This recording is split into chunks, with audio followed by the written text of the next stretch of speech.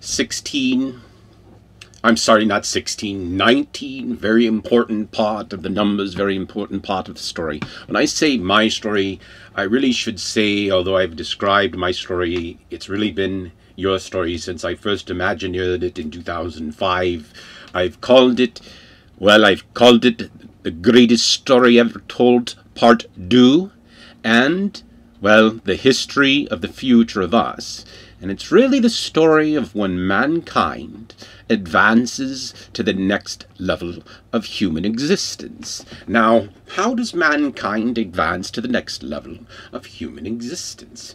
Well, we've described the biblical paradoxes and paradigms of this advancement of mind and perhaps soul, but, well, it's all ties, and I'll leave it at this, but part of the tying it to the biblical paradox and the paradigm and its connection to economics, which is at the heart of this story, the true nature of real economics. Because what I think I realized in 2005 is your reality, your view of economics is upside down. And, well, we have the tools to change our economics to one to advance a society as we move past a post-industrial society, as we move past, well, even a post-service society, because as we move forward, we will find a future in which the only way to have enough consumers is to find a new way to provide income to consumers or find new jobs that will not exist if you accept the limits of the paradigms of our current capitalist, communist structures, etc. And we'll go into that in a little bit more detail. So let's talk about the significance of 19. Interestingly, as I've pointed out before, how many of you were born in a year that began with 19? Is that potentially predictive? And why, I might ask, does it say in the Quran all over it there's encoded the number 19? And, well, there's also a warning against debt. Now, that's interesting. A warning against debt is sort of built into the Islamic system of banking that is more equity-oriented. Well, one of the popular misconceptions in the, like I've heard it on like TV, they say, okay, your children now are carrying around all this baggage of debt if you're a citizen of the United States. And so it's like, if you buy that, well, I've got a bridge to nowhere to sell you, because here's the deal. If you think about it, well, who is owed all these debts? Well, most of it's owed, well, some of it's owed between nations, which are just playing with each other's currencies, but basically, the debt is owned by the wealthy. Now, if we were to go and say, listen, it's time to pay all the debt back, who's going to pay all the debt? The people that don't have the money aren't going to pay it back. And, well, just go ask them how it's done, and you can argue how it's done, but ultimately it's done through a bankruptcy, a managed bankruptcy. And, well, I don't think those who have invested in the bonds of, well, nations falling under piles of debt will get the full amount back, maybe 50 cents on the dollar or less. And so the notion that all people own the debt of the nations and the rich get to keep their money is absurd, absurd, absurd. Anyway, beyond that, there is a problem. And there are many benefits to capitalism, but there is a problem with our practice of crony capitalism and crony communism. And the problem with all of the orders is, well, that they rely on political states that allow bureaucrats, well, and governments to interfere with the natural order of better business. And I'm not saying the natural order of better business is the chaotic order of laissez-faire capitalism without any consciousness of the grander scheme of things. No, I'm simply saying, and my proposal back then was simply, go buy out all the economic interests, buy out the rich, buy them out at a premium, buy out the nations, buy them all out. What do they get bought out for? Shares in a new enterprise I call WeThePeopleOfEarth.biz. And we create a new monetary system. Well, how do we create it? Well, I won't go through details, but it's a sort of a conspiracy of the rich and the dear leaders of nations. And they say, you know what? Yes, we're going to merge our economic interests.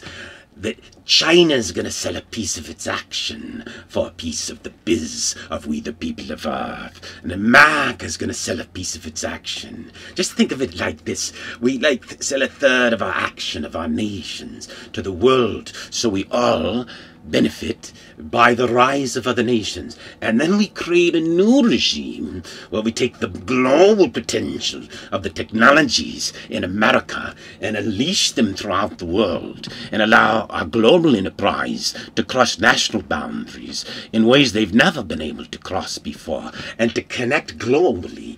And that doesn't mean that we create monopolies of enterprises, possibly oligopolies competing with each other, with one thought in mind: to provide better products and solutions to the consumers at all levels of our society. And yes, there must be levels of the society. Now, so how do you accomplish this? And interestingly, it really harkens back to all of the next big things that are prime numbers. That's right. Okay, let me go through them, and it's sort of interesting here. And if I had more time, well, I'm going to have more time eventually, because I'll just do another one of these every 15 minutes I want. Anyway, so here's the thing.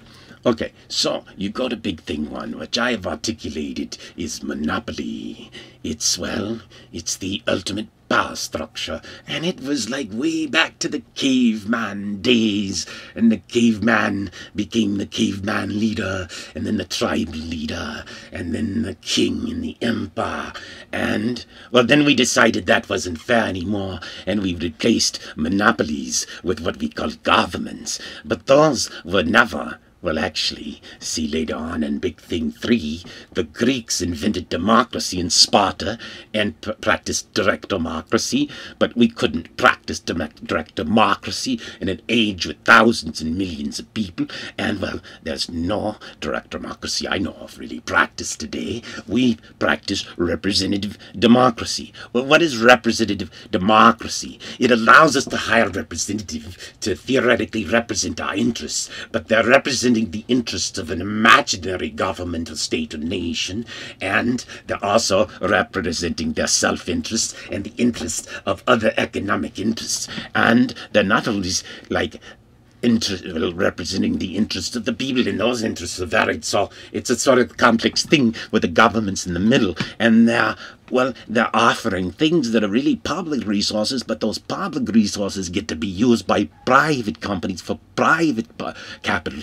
But, so you could ask, well, anyway, I don't want to get into all of that, but the airwaves of radio are public resources, and lots of natural resources are. Now, we can be instructed by sort of almost the fallacy and, well, the problems that were created, and actually it was done wrong in my mind when they started to try to introduce capitalism in Russia and China. They created a new models of crony capitalism, with China's sort of state capitalism. But as you see if you read the recent articles, in China, corruption is very, very common.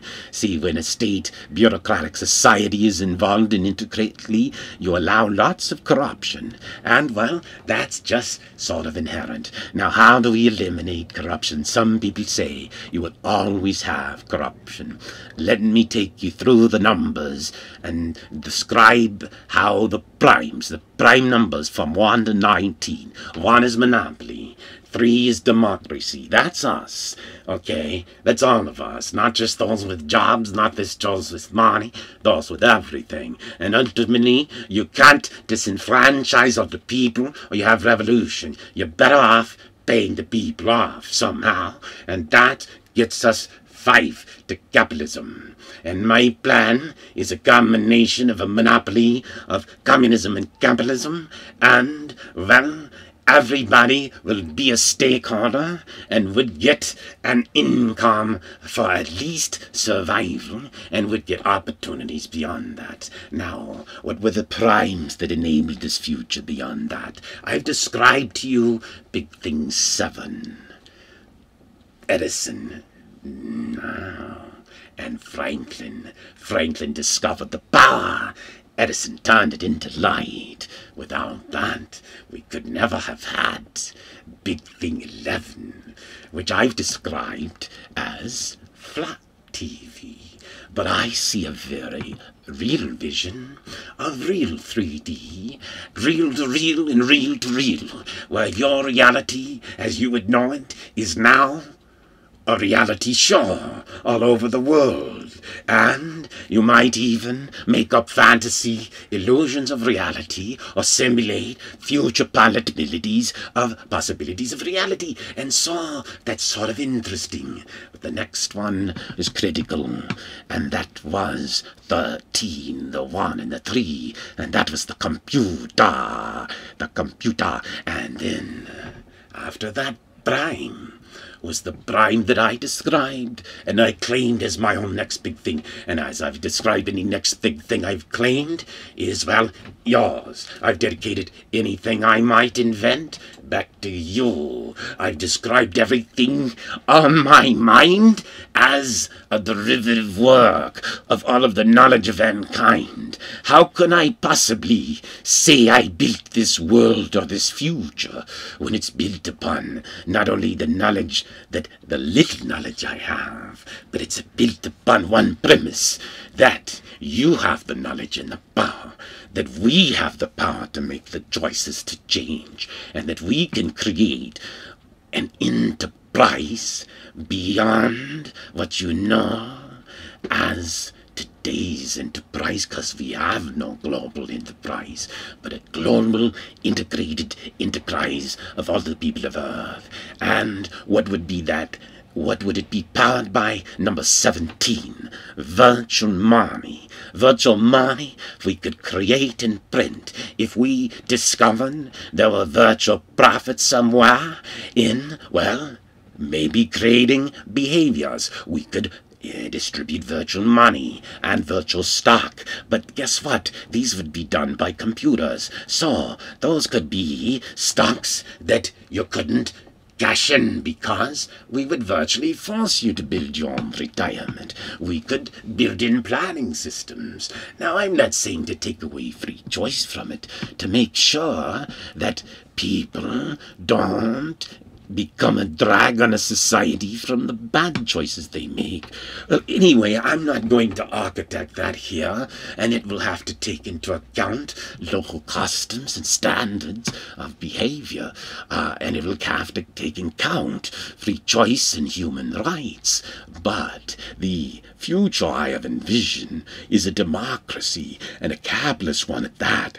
Because one point I might say is the democracy itself is a tyranny, and the problem is also it often is a tyranny of the stupid. If everybody is allowed one man, one vote, and, well, you really want the smartest people to help make the decisions, and you're not in a representative democracy, well, there's only, if you wanted the 5 or 10 smartest people, only 5 or 10% of them really knows. And so the rest are just influenced by the forces around them and whatever. So, in my vision, it's a combination of a democracy with your vote counting substantially, but also where those who are endowed by wealth because of their own achievements, which will be greatly enhanced because our plan was to build more stars, they will vote their shares, and since they will have more shares, they will have influence on the outcome of the board of directors. Only that, they won't need influence other than the outcome of those that make the economic decisions of the world. Thank you, and I look forward to episode 20, but this is 19, and it is important.